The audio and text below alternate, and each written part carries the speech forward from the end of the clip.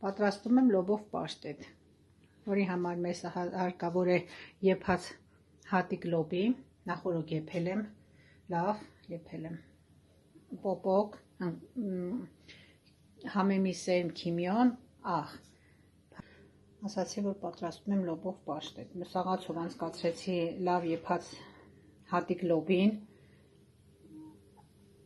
անկույզը աղացի մսաղացով խառնում եմ իրար, չմոռանամ ասել, որ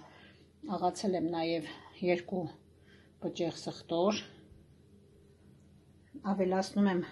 կտրատած կանաչին, համեմը,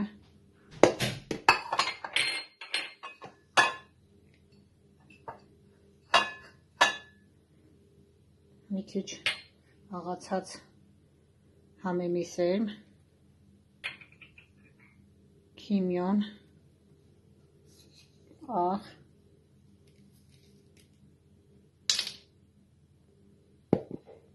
մի լավ խառնում եմ, ավելացնում եմ կես թեյի գդալ կարմիր աղացած պղպեղ, նորից խառնում եմ, մի քիչ ձեթ եմ ավելացնում ու իրա լոբու եփած ջրից, պետք է խտությունը լինի ըստ ճաշակի, ու խառնում ենք, ստացվում է համասեռ մասը,